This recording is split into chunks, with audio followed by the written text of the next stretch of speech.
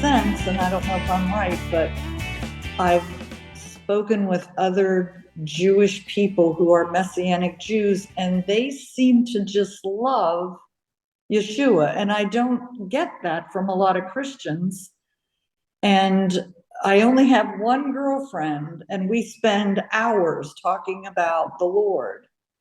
And I don't know anyone else who does that. It's like I'm with Christians a lot of times, but they don't even want to talk about the sermon or talk about anything about the Lord. They want to talk about the latest famous singer or what they bought, or I don't know.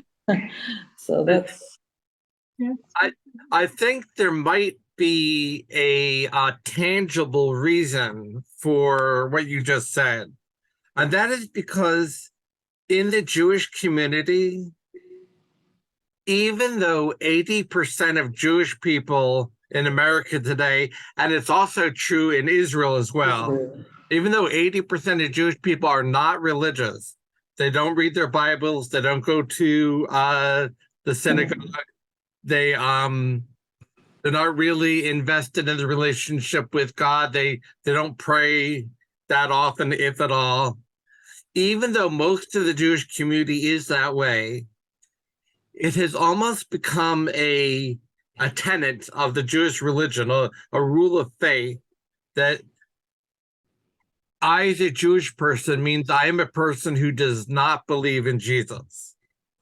And the reason for that is because over the last 1,800 years, so many awful things have happened in the name of Jesus to Jewish people. Exactly. They can't picture Jesus being good news.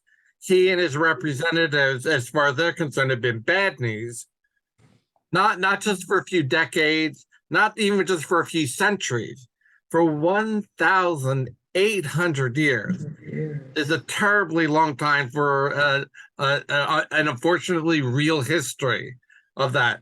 So when a Jewish person comes to faith in Yeshua, even with a lot of the Jewish community being secular today, there's this sense that we become Meshumet. You know, I, as a Jewish person, believing in Jesus, are considered Meshumet, which means traitor.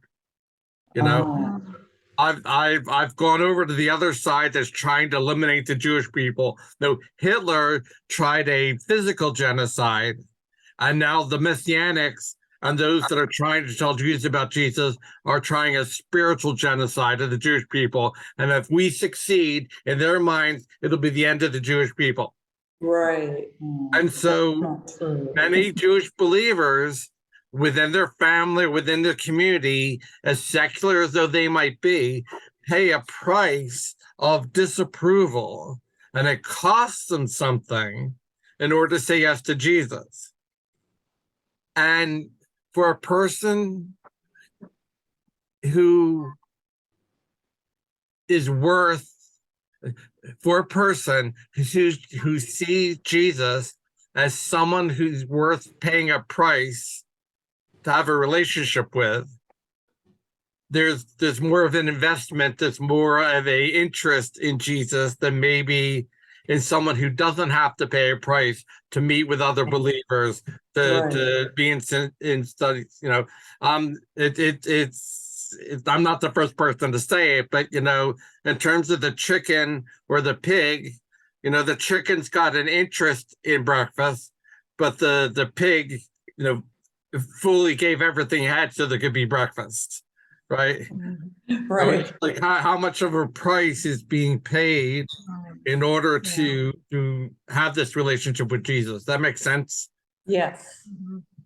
And so there's a lot of Messianic Jewish people who may not be as interested in Jesus and will just want to talk about the latest thing.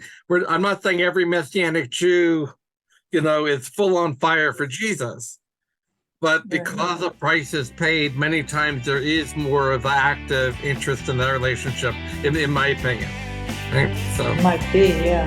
Yep.